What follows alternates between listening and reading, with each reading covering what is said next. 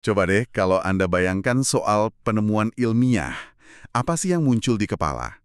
Mungkin gambar ilmuwan di lab yang super rapi, jasnya putih bersih, terus dia ngikutin langkah-langkah yang logis, dan tiba-tiba, eureka, gitu ya.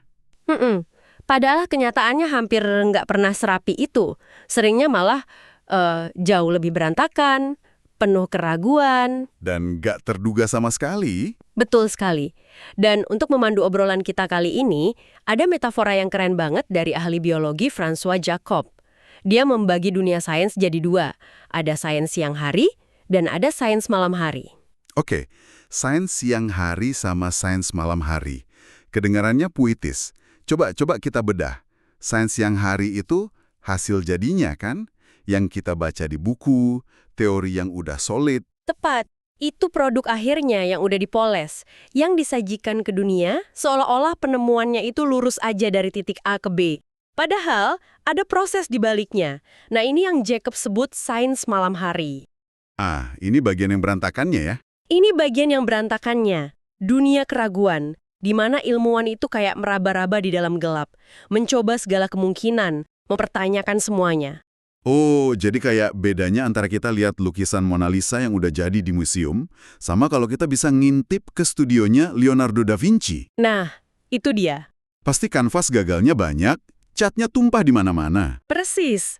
Di sains malam hari inilah intuisi, firasat, imajinasi liar itu, mengambil alih. Logika yang kaku tuh belum punya tempat di sini. Jacob bilang ini bengkel kemungkinan. Dan misi kita sekarang berarti adalah ngintip ke dalam bengkel yang berantakan itu. Kita mau telusuri gimana sih terobosan-terobosan besar itu beneran lahir. Dan yang menarik adalah seringkali penelitian yang paling dasar, yang kelihatannya nggak ada gunanya, justru itu yang melahirkan aplikasi yang mengubah dunia. Tunggu. Maksud Anda penelitian yang kedengarannya abstrak banget, yang cuma buat memuaskan rasa penasaran, itu justru yang paling penting. Gimana ceritanya? Contoh paling pas dan paling relevan sekarang ini, ya vaksin COVID-19 yang berbasis mRNA. Teknologi ini mustahil ada tanpa riset puluhan tahun sebelumnya tentang sesuatu yang sangat spesifik, faga. Faga, virus yang cuma nyerang bakteri itu kan? Betul. Oke, jujur aja, itu kedengarannya memang topik yang esoteris banget ya. Siapa yang peduli soal virusnya bakteri di tahun 50-an? Nah itu dia intinya, François Jacob sama Jacques Monod itu mempelajari faga bukan buat bikin vaksin. Mereka cuma penasaran setengah mati, gimana sih caranya gen itu bisa diaktifkan dan dinonaktifkan. Jadi murni rasa penasaran? Murni rasa penasaran. Dari situlah mereka nemuin molekul mRNA. Puluhan tahun kemudian, pemahaman dasar itu jadi fondasi teknologi vaksin yang menyelamatkan jutaan nyawa. Ini contoh sempurna gimana jalan memutar sains malam hari ternyata jadi jalan utama. Wow, jadi fondasi yang nggak disengaja. Keren banget. Dan itu menunjukkan betapa pentingnya mendanai penelitian dasar tanpa harus selalu menuntut aplikasi praktis dalam waktu dekat. Oke. Baik, mari kita pindah ke satu konsep yang sekarang udah jadi sains siang hari yang kokoh, tapi lahirnya dari proses malam hari yang luar biasa rumit. Gimana sih sel-sel di tubuh kita ini tahu harus jadi apa? Ini teka-teki yang bikin pusing ahli biologi selama puluhan tahun.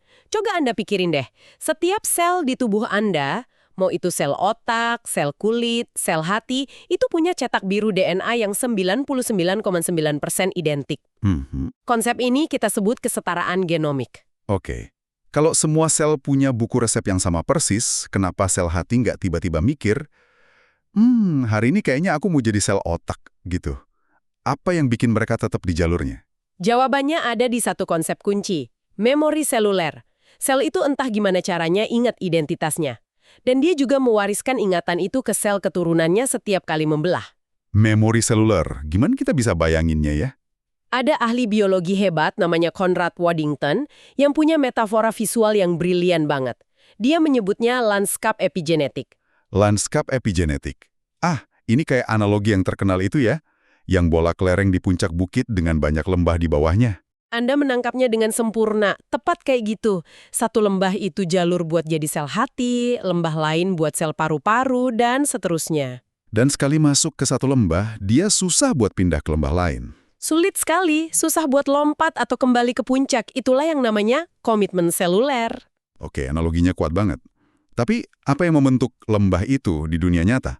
Apa yang secara fisik nahan kelereng sel itu? Nah, itulah yang kita sebut epigenetika. Epi kan artinya di atas. Jadi ini lapisan informasi di atas genetika. Bukan ngubah urutan DNA-nya, tapi nambahin semacam tanda kimia di atasnya. Ah, oke. Jadi kalau DNA itu buku resep, epigenetika ini kayak catatan tempel atau stabilo gitu ya. Misalnya, resep ini jangan dimasak, atau bagian ini penting.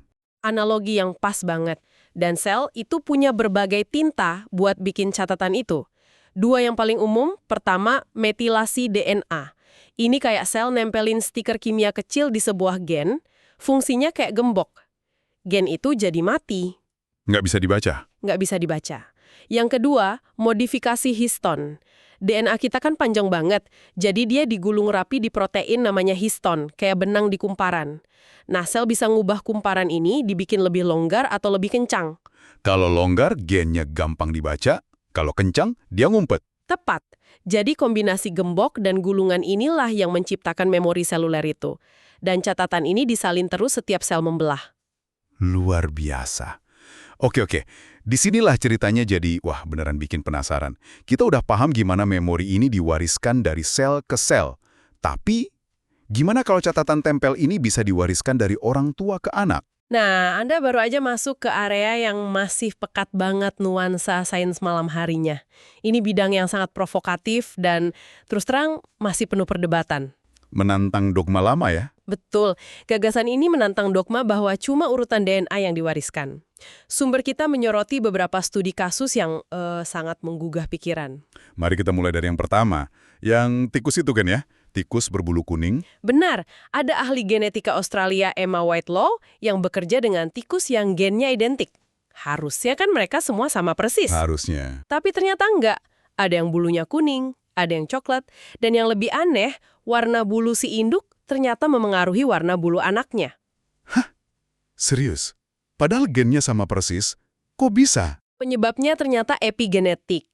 Ada pola metilasi DNA, ingat si gembok kimia itu, di sekitar gen warna bulu.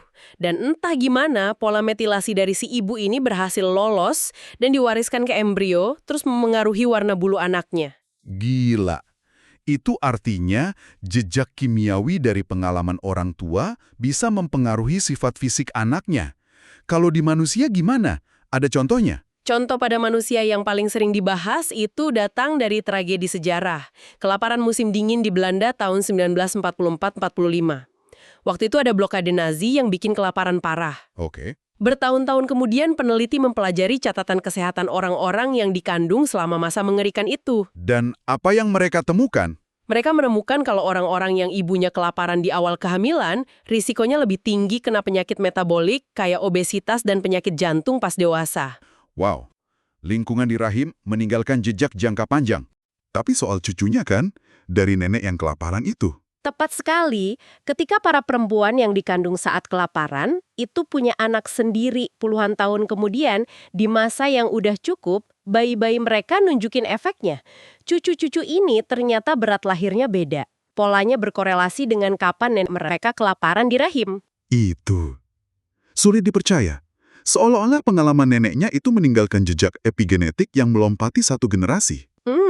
Tentu kita harus hati-hati di sini ya. Ini bidang yang masih penuh misteri, mekanismenya belum sepenuhnya dipahami. Tapi ini contoh sempurna dari sains malam hari yang sedang berlangsung, provokatif dan penuh tanda tanya. Jadi, kalau begitu, kemana sains malam hari ini membawa kita sekarang? Rasanya kita kayak lagi berdiri di perbatasan baru ya, di mana aturan mainnya aja belum ditulis. Anda benar. Sumber kita menyoroti beberapa area penelitian terdepan yang mendorong batas ini, baik secara teknis maupun etis. Salah satunya adalah pembuatan blastoid. Blastoid? Ini struktur mirip embrio yang dibuat di lab, tapi bukan dari sperma dan sel telur. Ilmuwan bisa ambil sel kulit Anda, diprogram ulang jadi sel punca, terus sel punca itu dibentuk jadi bola sel yang mirip banget embrio manusia di minggu pertama. Tunggu. Ini langsung bikin bingung. Kalau bentuknya kayak embrio, fungsinya kayak embrio, tapi asalnya dari sel kulit, itu sebenarnya apa? Dan gimana kita harus memperlakukannya secara etis? Pertanyaan-pertanyaan itulah yang sekarang lagi diperdebatkan dengan sengit. Lalu ada CRISPR, teknologi penyuntingan gen. Yang ini saya tahu. Ini bukan lagi fiksi ilmiah. CRISPR udah dipakai buat ngobatin penyakit genetik kayak anemia sel sabit. Caranya dengan mengkoreksi salah ketik di DNA sel pasien. Artinya, kita sekarang beneran punya kekuatan buat menulis ulang kode kehidupan. Potensinya luar biasa, tapi tanggung jawabnya juga besar banget. Dan yang terakhir, mungkin yang paling kontroversial, eksperimen Chimera. Beberapa tahun lalu, peneliti berhasil bikin embrio Chimera monyet manusia. Wah, ini kedengarannya jujur agak ngeri ya, kayak di film. Apa tujuannya? Tujuannya bisa untuk riset dasar tentang perkembangan, atau jangka panjangnya menumbuhkan organ manusia di dalam hewan untuk transplantasi. Tapi ya tentu, ini mendorong batas definisi spesies dan memunculkan pertanyaan etis yang sangat dalam. Dan ini semua akhirnya kembali ke Anda yang mendengarkan, ya. Blastoid, CRISPR, Chimera, ini bukan lagi cuma urusan ilmuwan. Ini dilema nyata yang dihadapi masyarakat kita. Tepat sekali. Ini menunjukkan betapa pentingnya kita semua punya pemahaman dasar biologi biar bisa ikut serta dalam percakapan penting ini. Kita udah menjelajahi perjalanan yang cukup jauh ya. Kita mulai dari bedanya sains siang hari yang rapi di buku teks dengan sains malam hari yang berantakan, intuitif, tempat di mana terobosan sesungguhnya lahir. Kita lihat gimana pengetahuan yang paling berdampak seringkali lahir dari jalan memutar yang nggak terduga. Dari virusnya bakteri sampai vaksin mRNA. Ini juga jadi pengingat bahwa proses penemuan itu sendiri dengan segala kekacauan dan ketidakpastiannya sama pentingnya dengan hasil akhirnya. Benar. Dan jangan lupa, pertanyaan-pertanyaan terbesar yang masih menghantui kita, apa itu kesadaran, gimana proses penuaan bekerja, apa yang ngatur ukuran organ kita, semua jawaban itu masih tersembunyi di dalam sains malam hari. Sebagai penutup, kami ingin meninggalkan Anda dengan satu pemikiran provokatif. Ada kutipan terkenal dari ahli biologi Theodosius Dobzhansky yang bunyinya, "Tidak ada dalam biologi yang masuk akal kecuali dalam terang evolusi." Itu sudah jadi pilar pemikiran biologi selama hampir seabad. Namun, penulis sumber kita mengusulkan alternatif yang sama kuatnya. Dia berargumen, kita bisa saja bilang, tidak ada dalam biologi yang masuk akal kecuali dalam terang perkembangan. Jadi, pertanyaan untuk Anda renungkan adalah ini. Jika proses perkembangan, perjalanan ajaib dari satu sel tunggal menjadi organisme yang utuh kayak Anda, adalah kunci utama untuk memahami biologi, kebenaran fundamental apalagi tentang diri kita, dari penyakit hingga kesadaran, yang akan segera kita buka dengan mempelajarinya lebih dalam